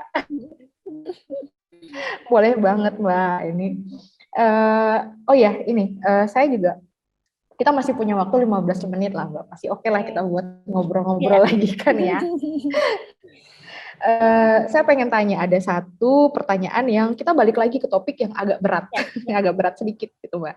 Soal ini, film itu yang punya muatan sejarah itu kadang-kadang memang nggak bisa diterima oleh orang-orang yang punya kepentingan tertentu ya gitu. Nah, di sisi lain kita ngambil contoh kayak film-film sejarah pasca Soeharto gitu, itu bisa jadi satu titik masuk untuk kita membicarakan sejarah alternatif gitu. Nah, pandangan Mbak Fani itu gimana? Iya, pasti ya kalau kita ngomongin sebelum zaman Soeharto ya udah jelas-jelas ya gimana rezimnya memang membatasi kreativitas kita, dan juga selain kreativitas ya hak bersuara lah, kita dibungkam katakanlah gitu ya. Nah, reformasi ini justru ya nggak tahu nih sekarang ya, masih kayak ini perdebatan juga nih karena sempat ya mural-mural yang kritis terus jadi persoalan gitu. Nah, ini juga saya bingung nih kondisi maksudnya posisi pemerintah kita ini gimana gitu, katakanlah ini reformasi gitu. Tapi memang kayaknya kita lagi bebas bersyarat ya Mbak ya. Iya, bebas bersyarat. Kita lagi bebas bersyarat. Iya, sepertinya iya ya. Iya, nah bicara soal film sejarah ya itu kan menarik ya, maksudnya tentu betul tadi dibilang jadi alternatif gitu ya, ada narasi alternatif gitu. Misalnya kalau UNA ya mungkin kalau dibilang kategori film sejarah yang sejarah mungkin nggak masuk ya, tapi kalau misalnya kita lihat sebagai testimoni korban gitu, suara korban ya itu bisa gitu. Tapi tidak bisa bicara sendiri tentang peristiwanya gitu, misalnya gitu. Ini cuma narasi sedikit narasi, mungkin narasi kecil gitu, bisa dibilang kayak gitu. Ya, menurut saya sih penting banget karena itu yang kenapa saya bikin IANFU misalnya katakanlah ya. Karena selalu ya sejarah misalnya yang kita pelajari itu ya tentu ya versi pemerintah, dan juga korban-korban itu tuh cuma angka-angka aja gitu. Misalnya 18 juta atau berapa gitu, itu kan cuma nama-nama dari angka aja, padahal mereka itu memiliki nama, memiliki kisah gitu. Yang saya pikir penting untuk kita tahu gitu, penting untuk kita kenali gitu. Makanya urgensinya adalah itu selama mereka ini kita punya kesempatan gitu, mereka masih hidup gitu. Jangan sampai kita udah kehilangan kesempatan itu gitu, karena ya saksi sejarah, mereka itu saksi sejarah sudah jelas gitu. Kita kehilangan itu gitu, kehilangan kesaksian mereka. Ya mungkin dari kacamata itu ya, Reni. Ya, sekarang berarti kita memang bisa membicarakan sejarah, itu bukan hanya sejarah di sekolah yang sifatnya hanya textbook, tapi kita juga bisa memperkaya wawasan dan memberikan nama dari angka-angka Betul, yang ada di narasinya, buku betul, ada sejarah. kisahnya, Iya. betul. Sehingga generasi muda itu akhirnya bisa memahami dengan mungkin lebih dalam lagi tentang satu peristiwa yang terjadi di masa lalu. Betul. Karena ini maksudnya saya juga ngerti, dulu juga saya merasa seperti itu ya. Kayak apa sih, itu kan sejarah masa lalu gitu, apa hubungannya sama saya sekarang gitu kan, selalu merasa nggak ada kaitannya dulu dan sekarang gitu. Nah memang butuh waktu juga untuk kita merasa ada keterkaitan itu ya. Kalau saya sendiri merasa gini, waktu Mbah Kus cerita gitu, bahwa mereka itu dulunya kegiatan pemuda rakyat adalah bikin pentas seni di kampung-kampung gitu ya. Terus saya merasa, sama Mbak, mesti saya bikin layar tancap di kampung-kampung. Nah itu membuat bahkan Mbah Kus juga merasa kami itu seperti mereka dulu, saya rasa juga gitu dulu itu, berarti sama juga kegiatannya gitu. Nah terus kan saya juga jadi merasa terancam tuh, bahkan Mbah Kus itu dipenjara tanpa pengadilan loh. Mungkin saja gitu, dan kasusnya nggak pernah terungkap gitu. Terus kalau itu terjadi sama saya sekarang gitu, itu tuh sangat mungkin terjadi gitu. Nah dalam konteks itu gitu, lepas dari ideologinya apa misalnya gitu, tapi bagaimana kita sebagai warga negara, dan ini negara hukum, kita itu wajib dilindungi gitu. Kita wajib kalau misalnya kita dituduh apapun gitu ya, wajib ada peradilan yang adil, seadil-adilnya gitu terhadap tuduhan itu, dan kita harus bisa membuktikan gitu. Jadi itu sih gitu, apa sih yang kalau kita bilang apa sih dulu itu kan masa lalu gitu, lalu sekarang bagaimana? Nah, sebagai filmmaker yang membicarakan tentang isu-isu yang cukup sensitif, ya mungkin tidak secara langsung membicarakan isu sensitif, kira-kira ketika merasa terancam seperti tadi dengan kebebasan bersyarat kita sekarang, ada sih kita bisa apa ya? Kira-kira siapakah yang akan melindungi filmmaker? Nah ini ya. Dari protes-protesnya menurut Mbak Fani ini gimana nih Mbak? Ya, ini pertanyaan yang bagus banget ya. Betul sih. Apakah yang akan melindungi ya? Sekarang sih ada asosiasi kan ya. Nah saya nggak tahu juga asosiasi itu bisa kayak dokumenter, ada ADN, Asosiasi Dokumentaris Nusantara gitu. Apakah asosiasi bisa melindungi kita dari hal-hal seperti itu gitu ya? Bahkan kasusnya kalau sekarang kan bukan hanya misalnya kalau isu kita sangat sensitif lalu kita harus berhubung sama pihak berwajib gitu misalnya, nggak cuma itu, tapi misalnya karya kita dibajak orang nih gitu, misalnya gitu kan, itu juga bagian dari hukum dan maksudnya kita dicederai gitulah. Nah itu sejauh mana, nah saya juga nggak ngerti ini, belum tahu, nggak bisa ngomong banyak gitu, tapi saya berharap gitu ya, dengan adanya asosiasi harusnya juga melindungi para anggotanya kan, keselamatan para anggotanya, nggak cuma, ya maksudnya tadi ya, dari segi apapun gitu. Nah semoga bisa berfungsi juga nih peran-peran asosiasi gitu. Tapi juga melihat gimana kekuatan netizen gitu ya saat ini, kalau misalnya memang bersatu itu luar biasa gitu ya, kekuatan netizen, people power tuh masih ada gitu. Terus juga masyarakat kita. Jadi saya sih yakin juga gitu bahwa ya itu perubahan ataupun keadilan itu tuh bisa diwujudkan kalau memang kita sama-sama kompak gitu, sama-sama juga mau berjuang sama-sama. Berarti kedepannya optimis lah ya Mbak. Semoga. Dan kawan-kawan yang ada di sini yang punya cita-cita untuk menjadi filmmaker dokumenter mungkin bukan hanya harus menyiapkan mental, tapi juga di saat yang sama juga tetap optimis karena kondisi ini juga kedepannya sepertinya akan lebih baik.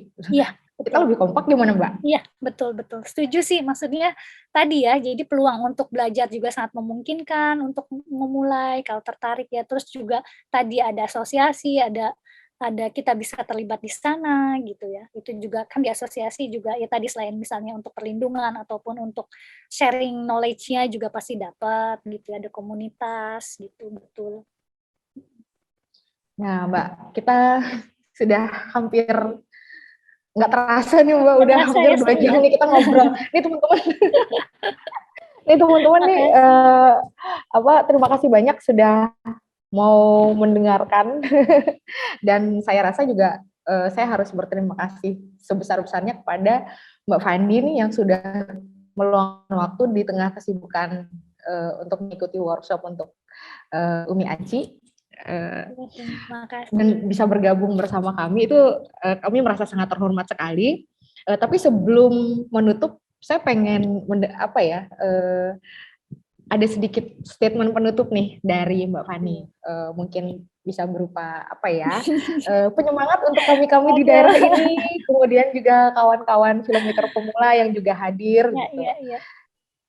Gimana Mbak? Sebelumnya terima kasih banyak ya sudah diundang. Saya merasa terhormat justru ya, senang bisa berjumpa teman-teman di Sumbawa dan dimanapun ini ya. Sangat luar biasa melihat programnya gitu. Luar biasa pekerjaan teman-teman di sana, apresiasi sekali, semangat. Tetap kan saya tahu tidak mudah membuat festival ya, tidak mudah sekali apalagi di kondisi seperti ini. Terus sebetulnya nggak persiapan juga nih kalau ditanya closing statement apa gitu ya. Cuma mungkin bisa sharing kalau misalnya ini ya, mungkin kalau ada yang tanya, ya dulu juga sempat meragukan kayak pilihan orang tua saya juga meragukan kayak kamu jadi filmmaker atau kamu menikah dengan filmmaker dokumenter, nanti kamu bisa hidup gitu dari situ gitu ya.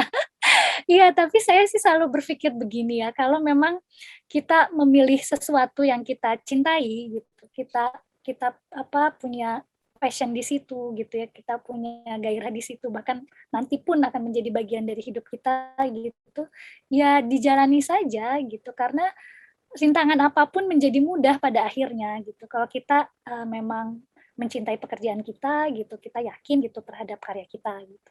Mungkin itu aja sih, Reni, dan semangat ya teman-teman. Aduh, terima kasih banyak Mbak atas semangatnya. Kami jadi jadi sangat terharu. Dan terima kasih banyak. Ini saya pengen kenalan dengan Ibu Nobuko Sasaki. Saya tidak lupa promosi juga webinar kali ini. Ya Allah, saya senang sekali. Bisa juga ngobrol sesuatu yang dia paling jauh ya ini. Iya, boleh dong Ibu. Senang sekali. Wah, 2 jam ini cepat sekali. Iya, cepat sekali ya, Ibu. Biasanya saya ikut kuliah juga 1,5 jam. Belum sampai 2 jam. Wah, bagus sekali. Dan koneksinya bagus sekali dari Sumbawa, Bekasi, Tangerang, Jepang, semua lancar. Tidak macet ya. Iya. Bagus sekali. Alhamdulillah. Saya pernah menulis pemutaran film di Sumbawa juga, pernah menulis itu tentang apa ya? Judulnya Pulang Pergi. Tahun 2015. Oh, Ibu udah pernah ke Sumbawa ya 2015? Pernah menulis pemutaran film Sumbawa tahun 2015. Betul ya, Pulang Pergi. Itu judulnya. Ya, terima kasih. Ya, terima kasih Ibu. Nanti film yang akan datang menunggu ya. Oh, terima kasih. Mudah-mudahan ada kesempatan ikut festival di Jepang juga. Ya, banyak film dokumenter. Ya, terima kasih. Terima kasih. Senang sekali. Permisi. Terima kasih banyak Ibu Nobuko Sasaki yang sudah hadir bersama kami semua dari Jepang. Ya ampun, ini surprise sekali dan juga kemudian menulis tentang webinar ini. Terima kasih banyak, sangat kami hargai sekali dan semoga ketika pandemi ini sudah selesai Ibu bisa langsung lagi ke sini ke bawah. Hai, terima kasih. Dan terima kasih banyak untuk kawan-kawan yang sudah hadir di sini. Mungkin kita bisa menyalakan video sebentar untuk berfoto bersama. Ini kita fotonya pakai galeri view aja di di Zoom. Silakan dinyalakan videonya, kawan-kawan. Oke, 1, 2, 3.